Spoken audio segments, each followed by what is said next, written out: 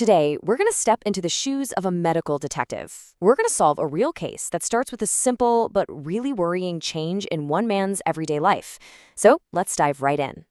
So meet our patient. He's a 72-year-old man, and until very recently, he was active, he was out in his garden, living his life.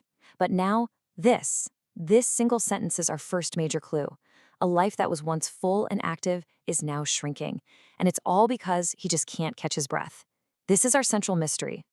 All right, so every good investigation begins by just listening.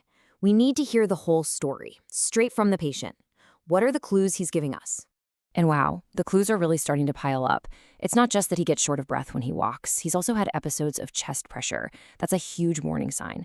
He even nearly fainted just climbing some stairs. And it gets even worse at night. He has to prop himself up on 2 pillows just to breathe. That's a classic sign we call orthopnea. Sometimes he actually wakes up in the middle of the night, gasping for air, a pretty terrifying experience called PND.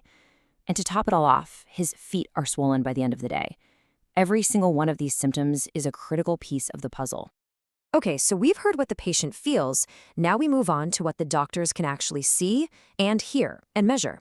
This is where the patient's story meets the cold, hard evidence. Let's see what the physical exam tells us.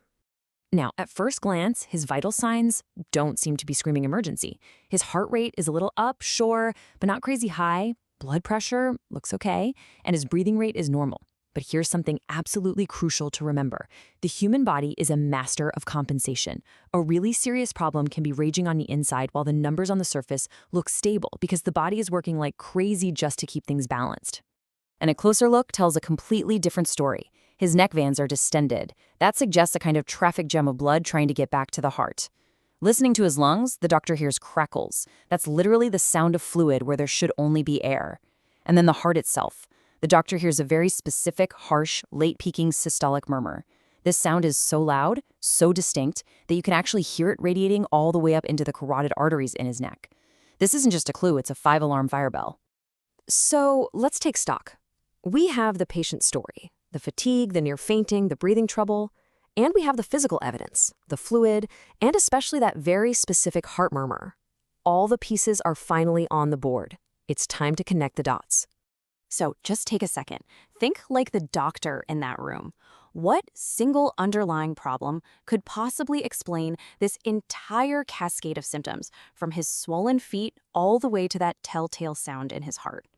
And there it is. The diagnosis that ties everything together. He has congestive heart failure. That explains all the fluid buildup in his lungs and legs. But why does he have heart failure? The root cause, the real culprit, is critical aortic stenosis. His heart is failing because one of its most important valves is dangerously, critically narrowed. Now, the diagnosis seems solid, but in medicine, you never assume, you always confirm. So the next step is an echocardiogram, which is basically an ultrasound of the heart. This test will let us see that valve directly, measure exactly how narrow it is, and see how much damage has been done to the heart muscle. So, we've cracked the case. Now let's break down the science behind it all. What exactly are these two conditions that have brought our gardener's life to a screeching halt? Congestive heart failure isn't really one single disease. It's more of a state that the body gets into. It's what happens when the heart, as a pump, just isn't strong enough to do its job anymore. When that happens, blood starts to back up, kind of like a plumbing failure in your house. That backup causes fluid to leak into the lungs, which makes you short of breath, and into the legs, which causes all that swelling. And aortic stenosis, well, that's the villain that caused the heart to fail in the first place. Think of the aortic valve as the main door leading out of the heart to the rest of the body. In aortic stenosis, that door is basically rusted shut and narrowed, so it can't open properly. The heart has to work incredibly hard, straining with every beat just to squeeze blood through that tiny opening. And eventually, the heart muscle just gets worn out and starts to fail. And this slide just puts the problem into stark perspective. A normal, healthy aortic valve has an opening that's about 3 to 4 square centimeters. In our patient's case, with severe aortic stenosis, that opening has shrunk to less than 1 square centimeter. It's like trying to push all the water from a fire hose through a tiny straw, with every single heartbeat. It's an impossible job. Okay, getting a diagnosis is a huge step. But what happens next is everything. Because for this patient, the clock is ticking loud and clear, and understanding the prognosis is the key to understanding just how urgent treatment really is. This timeline is, well, it's pretty terrifying, and it shows the rapid progression of aortic stenosis once symptoms start. If the first symptom is chest pain or angina, the average survival is about 5 years. If the first symptom is fainting or syncope, that drops to just 3 years.